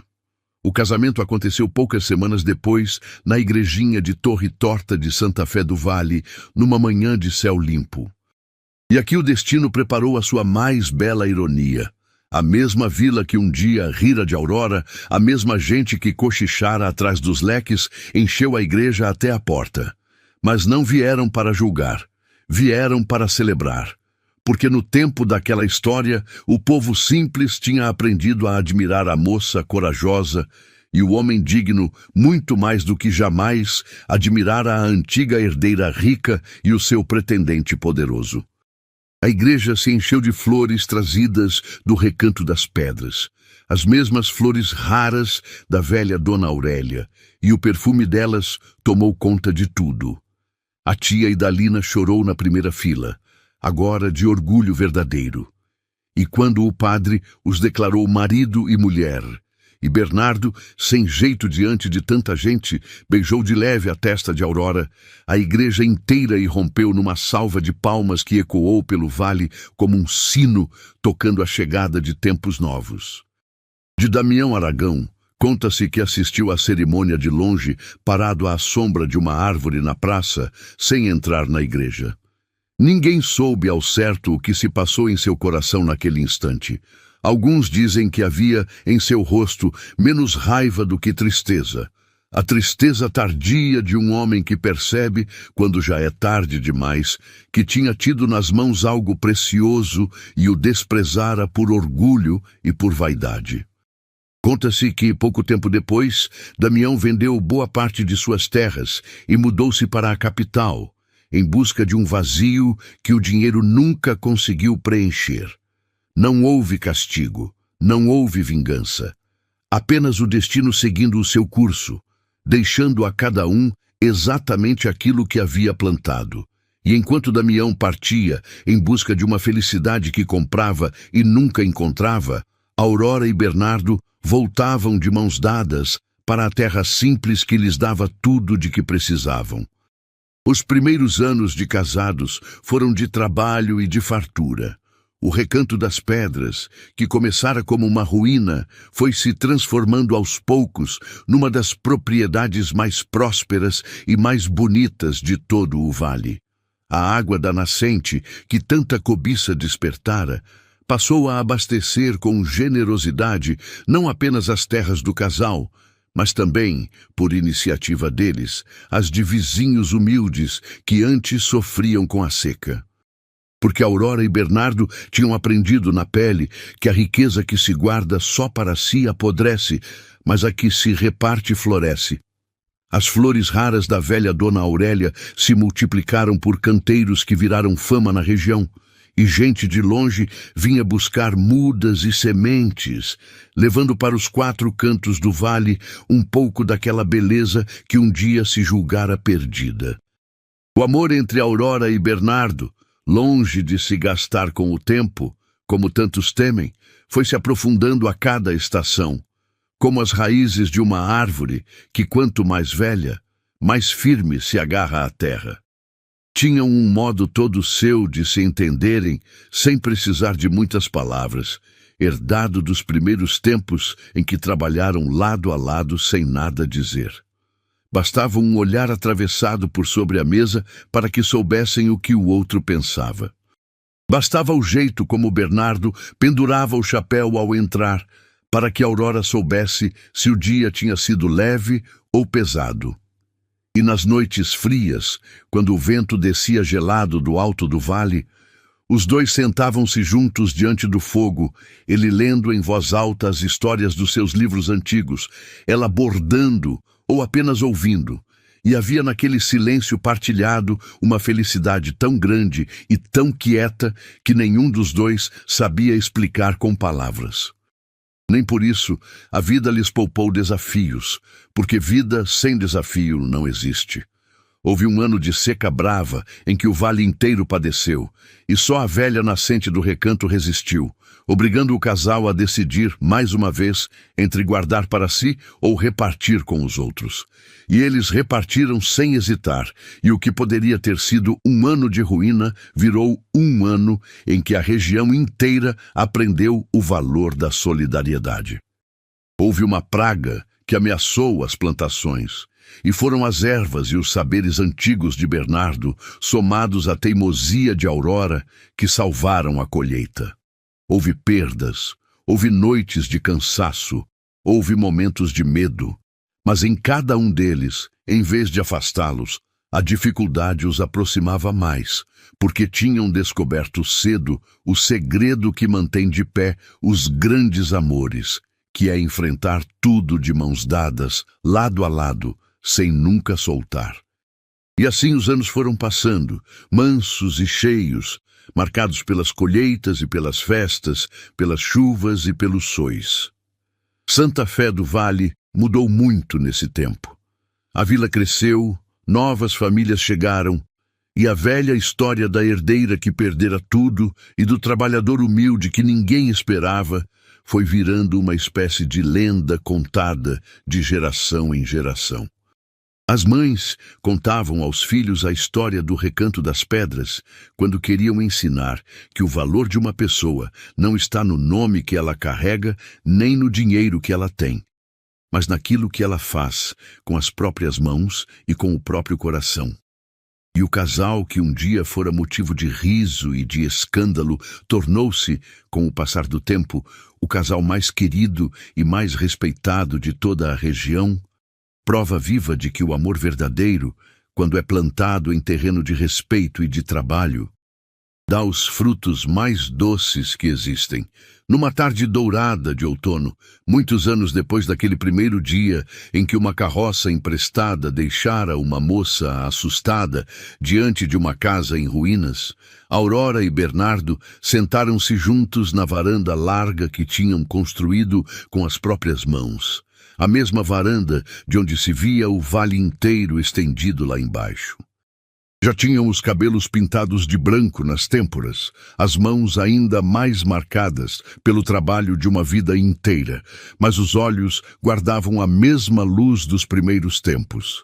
Ficaram ali, em silêncio, vendo o sol descer atrás das montanhas, tingindo de ouro e de rosa os canteiros floridos que se estendiam a perder de vista. E Aurora, encostando a cabeça no ombro do marido, como fizera tantas vezes ao longo de tantos anos, disse baixinho que se alguém lhe tivesse contado, naquela primeira noite de medo no chão de terra batida, que ela acabaria sendo a mulher mais feliz do mundo, justamente ali, naquele lugar que todos chamavam de amaldiçoado, ela jamais teria acreditado. Bernardo sorriu daquele jeito discreto de sempre, daquele sorriso que ela aprendera a amar mais que tudo, e respondeu com a simplicidade de quem nunca precisou de muitas palavras para dizer coisas grandes, que a vida tinha um jeito próprio de devolver às pessoas, multiplicado, todo o bem que elas plantam, mesmo quando plantam no escuro, sem ver onde a semente vai cair. Disse que tinha passado a infância inteira achando que tinha perdido aquela terra para sempre e que demorara muito a entender que não era a terra que ele esperava reencontrar, mas alguém com quem partilhá-la. E então segurou a mão de Aurora, aquela mão que um dia fora branca e inútil e que agora era forte e marcada e mais bonita aos olhos dele do que qualquer joia. E disse que o chão que pisavam podia até ter um dia sido chamado de amaldiçoado pelos homens, mas que para ele, desde o dia em que ela chegara, aquele tinha sido sempre e seria para sempre o pedaço mais abençoado de toda a terra. Mas seria injusto encerrar esta história sem contar o que aquele amor foi capaz de semear no mundo ao redor, porque os grandes amores nunca ficam guardados entre quatro paredes. Eles transbordam e molham tudo o que está por perto. Com o passar dos anos, o Recanto das Pedras tornou-se muito mais do que uma propriedade próspera. Tornou-se um refúgio para quem o mundo havia rejeitado. Aurora, que conhecia na própria pele o gosto amargo de ser desprezada, fez questão de que ninguém batesse à sua porta e voltasse de mãos vazias. Quem chegava precisando de trabalho, encontrava. Quem chegava precisando de comida, sentava-se à mesa. Quem chegava precisando apenas de uma palavra de ânimo, recebia o melhor café do vale e a atenção sincera de duas pessoas que sabiam, melhor do que ninguém, o quanto vale uma mão estendida na hora certa. Veio até ele, certa vez, uma viúva jovem chamada Cláudia, que havia perdido o marido e a pequena roça que sustentava a família, e que vagava pela região sem rumo, carregando nos ombros o peso da vergonha e do desamparo, exatamente como Aurora carregara um dia. Aurora reconheceu-se naqueles olhos cansados e não precisou de mais nada. Ofereceu à moça um canto para morar, ensinou-lhe tudo o que Bernardo um dia lhe ensinara, deu-lhe das sementes da velha Dona Aurélia e acompanhou com o coração cheio o dia em que Cláudia ergueu de novo a cabeça e voltou a sorrir. Era assim que o bem se multiplicava naquela terra, passado adiante de mão em mão, como as sementes que iam de um quintal a outro, fazendo florescer recantos cada vez mais distantes. Bernardo, por sua vez, tornou-se uma espécie de mestre silencioso para os mais novos. Os rapazes da região, que um dia o haviam desprezado por ser pobre e calado, agora procuravam-no para aprender. Aprendiam com ele os segredos do plantio, a ler o céu e a terra, a respeitar as estações, a tratar os animais com paciência. Mas mais do que isso, aprendiam observando o jeito como ele tratava a Aurora depois de tantos anos, ainda com a mesma delicadeza dos primeiros tempos, o que significava ser de verdade um homem digno. Bernardo costumava dizer a eles, nas raras vezes em que se permitia um conselho mais longo, que a força de um homem não se mede pelo tamanho do braço, nem pelo tamanho da posse, mas pelo tamanho do cuidado que ele é capaz de ter com quem ama e com quem precisa dele. E os rapazes guardavam aquelas palavras e as levavam para suas próprias casas. E assim, sem alarde, aquele casal ia mudando devagarinho o jeito como uma região inteira entendia o amor e a dignidade. A velha igrejinha de Torre Torta, onde os dois haviam se casado, passou a receber todos os anos, na mesma época da primavera, uma festa que o povo apelidou de Festa das Flores. Era uma celebração simples, em que as famílias do vale enfeitavam a vila com as flores nascidas das sementes que vinham, direta ou indiretamente, do Recanto das Pedras. Ninguém sabia ao certo quando aquilo tinha começado, mas todos sabiam de onde tinha vindo, e em cada flor que perfumava a vila naquela época havia, sem que precisasse ser dito, uma homenagem silenciosa àquele amor improvável que ensinara a todos que beleza brota mesmo onde dizem que nada cresce. Aurora e Bernardo participavam de cada uma dessas festas, de braços dados, recebendo o carinho de um povo que um dia os condenara e que agora os amava, e a cada ano, ao verem a vila florida, trocavam aquele olhar cúmplice de quem sabe que fez, com a própria vida, algo que valeu a pena. O tempo, que a tudo transforma, tratou de acertar muitas contas sem que ninguém precisasse cobrá-las. Uma das senhoras que mais haviam rido de Aurora nos tempos da desgraça, Dona Esmeralda, a mesma que atravessava a rua para não cumprimentá-la, viu-se anos depois em maus lençóis. O filho único em quem depositara todo o orgulho a abandonara, e ela, já velha e sem recursos, restou sozinha numa casa grande demais e vazia demais. Foi engolindo o orgulho aos poucos, até que um dia, sem ter mais a quem recorrer, subiu o caminho do Recanto das Pedras, a mesma estrada que um dia vira Aurora subir humilhada, só que agora era ela, Dona Esmeralda, quem chegava de cabeça baixa. Aurora poderia tê-la mandado embora, ninguém a julgaria por isso. Mas a mulher que a recebeu na varanda florida já não guardava no peito espaço para rancores antigos. Aurora ofereceu-lhe um café, ouviu as suas aflições e, sem uma única palavra de cobrança pelo passado, ofereceu-lhe ajuda. Deu-lhe trabalho leve e digno na propriedade, um quarto limpo e a companhia de que ela tanto precisava. Dona Esmeralda, que esperava encontrar a vingança que ela mesma teria aplicado no lugar de Aurora, deparou-se com algo que a desmontou completamente, que foi a bondade pura de quem não devia bondade nenhuma. E conta-se que a velha senhora chorou naquela varanda como não chorava havia décadas, e que dali em diante tornou-se uma das pessoas mais leais e mais gratas àquela casa, repetindo a quem quisesse ouvir que Aurora Vilas Boas tinha o coração mais bonito de todo o Vale do Paraíba.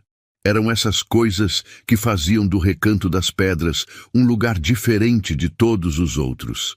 Não era apenas a fartura das colheitas, nem a beleza das flores. Era o modo como aquele casal tratava cada pessoa que cruzava o seu caminho, como se cada uma carregasse, por baixo das aparências, uma semente capaz de florescer se fosse bem cuidada. Aurora e Bernardo tinham aprendido, cada um à sua maneira e na própria carne, o que é ser desprezado pelo mundo, e por isso fizeram da vida deles um voto silencioso de jamais desprezar ninguém. E talvez fosse esse, mais do que qualquer outro, o verdadeiro tesouro escondido naquela terra que um dia chamaram de amaldiçoada. Um tesouro que não se mede em ouro, mas na quantidade de corações que aquele amor foi capaz de reerguer ao longo dos anos. Uma das coisas mais bonitas que se contava sobre eles e que as pessoas repetiam com um sorriso no rosto era que, mesmo depois de tantos anos juntos, ainda dava para flagrar os dois, trocando olhares de namorados quando pensavam que ninguém via.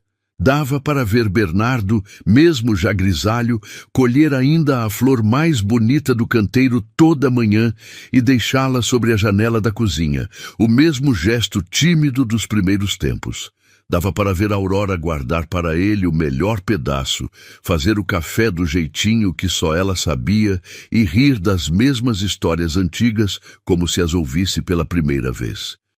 O tempo, que tanto estraga, naquele caso parecia ter feito o contrário, parecia ter apenas lustrado e tornado mais precioso aquilo que já era raro desde o começo.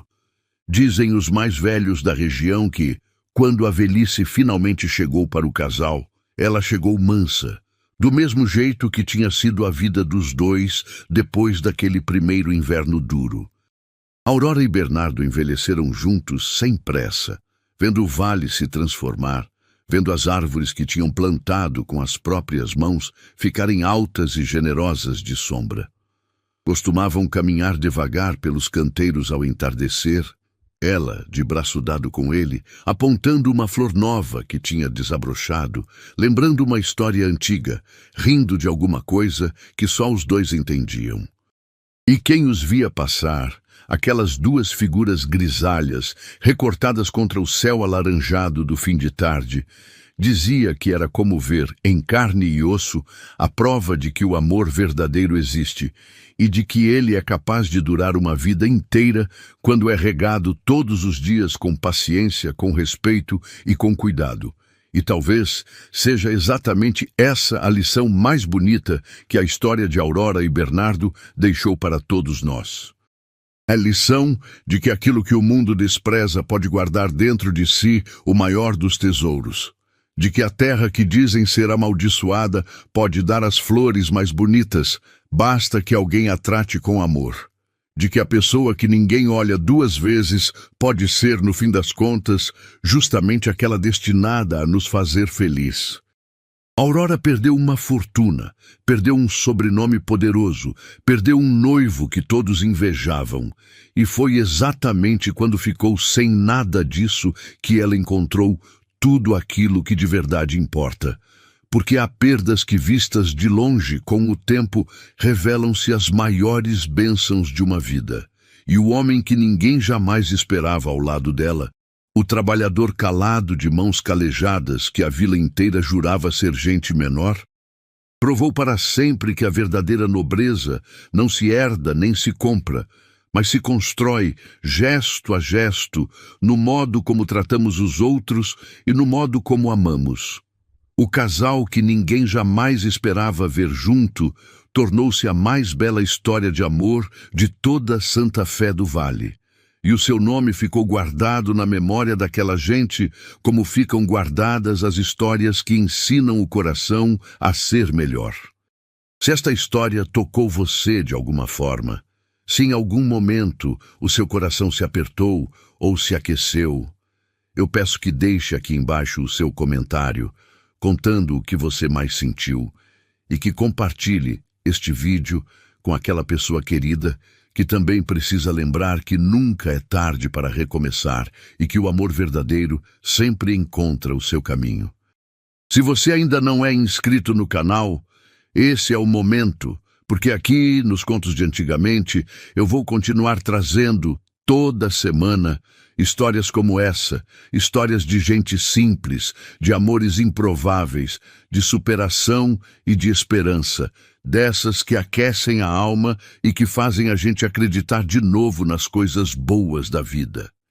Que a história de Aurora e Bernardo fique com você e que ela lhe lembre, sempre que a vida parecer dura demais, que até no chão mais pedregoso, até no recanto mais esquecido, até depois da maior das perdas, sempre, sempre é possível plantar de novo e ver florescer.